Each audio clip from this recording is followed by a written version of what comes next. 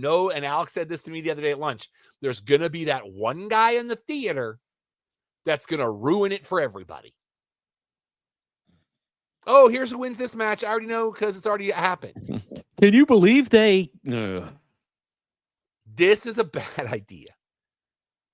Yeah, here comes the cash-in, guys. You know?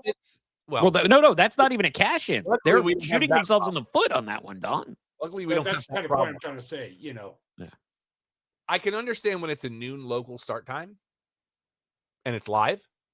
Makes sense to me because your theaters are going to open. Your first shows are usually 11 to 12 noon on a weekend anyway. This is a bad idea.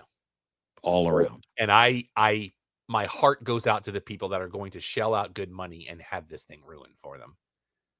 And if you're that guy, I hope you are removed and reprimanded for it. There's exactly one circumstance where this makes sense. And there's none of that. Here's where this would make sense. We watch it on our own. And then we are hired to go do a live show where we already know what's coming and we're not Jim Ross. I mean, the only way you do this is as an additive. If it's the same thing, but in a movie theater, the only way I could see this being good is I didn't feel like waking up. Somehow nobody spoiled it for me. The same thing happened to you guys, and we just decided to go to the movies. Yeah. None of those things are happening. And I'm just saying it right now. And they still haven't announced that I can have ESPN Unlimited with YouTube TV yet. Mm-hmm. I got one question I did because I was gone last week, and I don't know if you brought it up or not. And there was some heat that came after the fact on this, but on that Nia Jax quote kick out of SmackDown a week and a half ago, we talked about it. Yeah, we talked. I'll let you know. Yeah, because it wasn't here real fast. I know the ref was doing her bit. She was supposed to, you know, even though there was no kick out, she was doing her. If you were Triple H or something and you say, hey, if the wrestler screws up, ref, just count the 3. She should have kicked out. That's the old Vince rule. What? That's the old Vince rule. Yeah. But the difference is because this was a title match, we actually had this covered. Nia Jax was allegedly not supposed to be eating the pin. Jessica Carr, who was reffing it, went to Nia to update her. You can see it happen about maybe 3 minutes before the end of the match, where Jessica communicates, you need to eat the pin.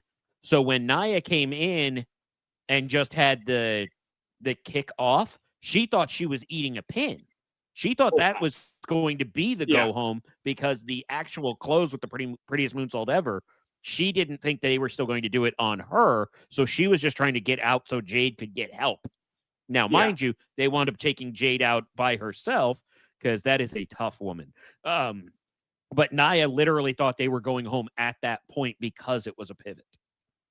And that's my thing. The ref, I think, I understand they could fix the script the next week.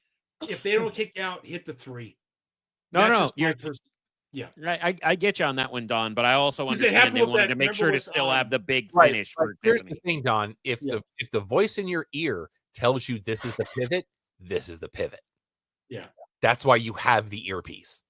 Yeah, because remember that one with Damian Priest, the same thing happened where the ref did not count and he laid down, you know. I mean, the ref, I don't know. The ref controls the match, and the ref controls. Well, I understand that. They're told but the big difference on the one you're referencing, though, Don, Damian was supposed to win, and he didn't hear the count. So that was a very different situation. This was having to change the actual outcome. Yeah.